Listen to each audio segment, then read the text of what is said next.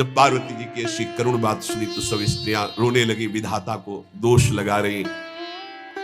नारद जी के पास हिमालय गए, बोले हम तो संभाल लेंगे, घर में सब गड़बड़ हो गया। अरे इनको समझाते कि ठीक से आते, कैसे आए हैं ये, जैसे विनाश कर ले आए हो। अरे ब्याह कर ले आए, घर में सब बिगड़ गया, मैना बिखर गई, ब्याह बंद, अब नहीं होगा, संभालो जाके। करके मैना को कहा, देखो ये इनका बाहरी रूप है, ये जो आपके यहाँ पार्वती के रूप में जन्मी, ये नित्य इनकी अर्धांगिनी सती है, जो यज्ञ भवन में शरीर छोड़ करके आपके यहां जन्मी, ये इनकी नित्य संगिनी है। आप ऐसा शोक मत कीजिए। नारद जी विविध प्रकार से माता को समझाया। इनके द्वारा एक भ्रम हो गया था, तो इनको शरीर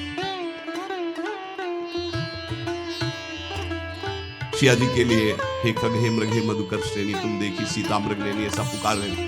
तो भगवान शिव ने प्रणाम किया और सती जी के मन में संशय हुआ। सती जी ने सीता वेश धारण किया। जब भगवान शिव ने जाना तो उसी समय त्याग कर दिया था कि अर्धांगिनी रूप में अब कभी स्वीकार नहीं करो, क्योंकि पूज्य माता का रूप आपने धारण किया। तो मूल बात ये थी, इसीलिए योगाग्नि में जाकर शरीर को भस्म कर दिया और आपके यहाँ पार्वती जी के रूप में जन्मी है।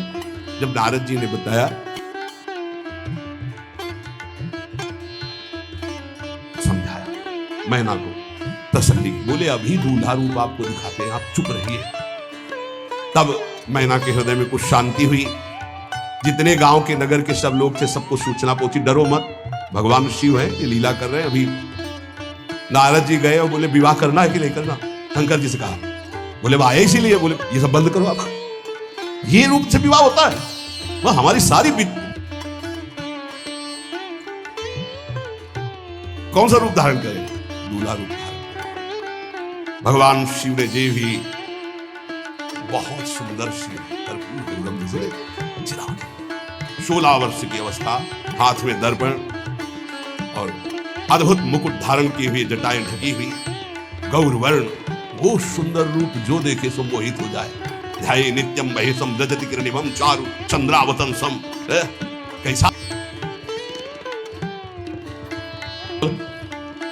अब जो जेवनार के लिए सब शुभ नववधुएं सब मैना जी को बुलाया, देखो दूल्हा आ रहे हैं, एक एक कदम ऐसे चल रहे, संभाल संभाल के जैसे चलना सीख रहे हो।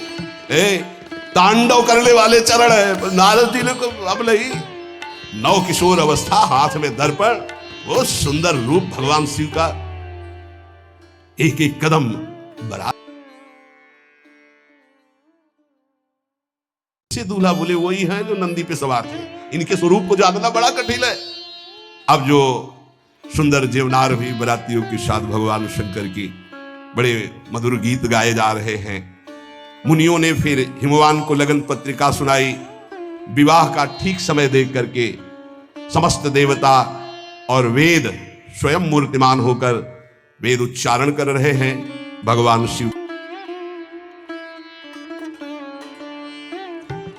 जब श्रृंगार करके सभा में आई ब्याह मंडप पे, तो कोई ऐसा नहीं था जो देखकर मोहित न हो गया।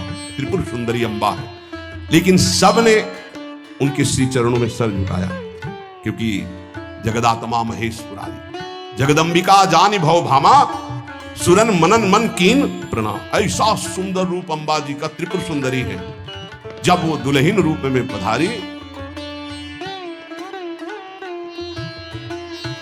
क्योंकि जगदम्बिका है, भगवान शिव की आद्या शक्ति है। सुंदरता मर्याद भवानी, जाय न कोटि बदन बखानी। करोड़ों मुखों से यदि वर्णन हो तो इस समय जो पार्वती जी का सुंदर रूप है, नव किशोरी और दुल्हन रूप, पार्श्व में बैठे अत्यंत सुकुमार, कपूर और चांदी की तरह गौरवर्ण, एकदम तेजोमय, विशाल नेत्र, नव किशोर राजकुमार स्वरूप भगवान शिव पार्वती का मन रूपी भौरा शिव जी के रूप को देखकर निभायमान हो रहा। आज्ञा भई, ब्याह प्रारंभ हो। आश्चर्य की बात, गणेश जी का पूजन सबसे शुरू हुआ।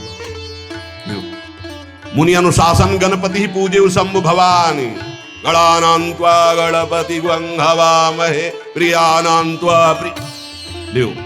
बोले गणेश जी पार्वती